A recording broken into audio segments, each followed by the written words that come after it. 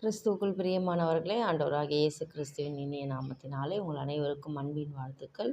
இன்றும் உபாகமம் 3வது அதிகாரம் 21வது வசனத்தில் உன் கண்கள் கண்டது என்கிற தலைப்பிலே ஆண்டவருடைய வார்த்தையை வெற்றியின் காட்சிகளாக உங்களுக்கு இந்த வார்த்தைகளை நான் சொல்ல விரும்புகிறேன்.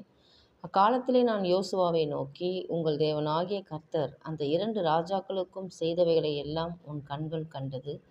நீ போய் சேரும் எல்லா ராஜ்யங்களுக்கும் கர்த்தர் அப்படி செய்வார். உன் கண்கள் கண்டது. இந்த உலகில் எதிர்மறையானதை நம் கண்கள் பார்க்கிறது.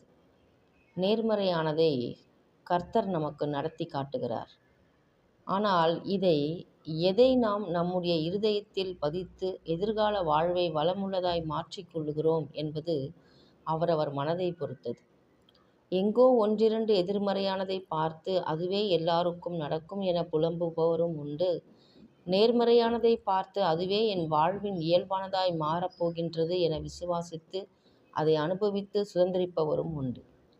நீங்கள் எதை நம்புகிறீர்கள்?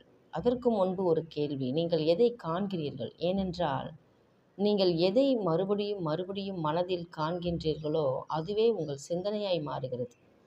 எது நம்முடைய சிந்தனையில் மாறுகின்றதோ அதுவே நம்முடைய அறிக்கையாகவும் பின்பு செயல்களாகவும் மாறுகின்றது. காட்சிகளுக்கு அவ்வளவு வலிமை உண்டு. ஆகவேதான் தேவன் ஆபிரகாமிடம் அவனை வெளியே அழைத்து, நீ வானத்தை அண்ணார்ந்து பார், நட்சத்திரங்களை எல்லாம் எண்ண கூடுமானால் அவைகளை எண்ணு என்று சொன்னார். பாருங்கள், ஆபிரகாமின் வாழ்க்கை மாறுவதற்கு முன்பு அவன் வார்த்தையும் நினைவும் மாற வேண்டியதாயிருந்தது. அதற்கு ஆபிரகாமிடம் காட்சி மாற வேண்டியதாயிருந்தது. வெற்றியின் காட்சிகளை காணுங்கள். ஆகவேதான் தேவன் இஸ்ரவேல் ஜனங்களிடம் கேட்டார், உன் கண்கள் கண்டதே. ஆம், வெற்றியின் காட்சிகள் நமது தியானங்களாகட்டும். கர்த்தர் தாமே இந்த சத்திய வசனத்தை ஆசீர்வதிப்பாராக. ஆமென்.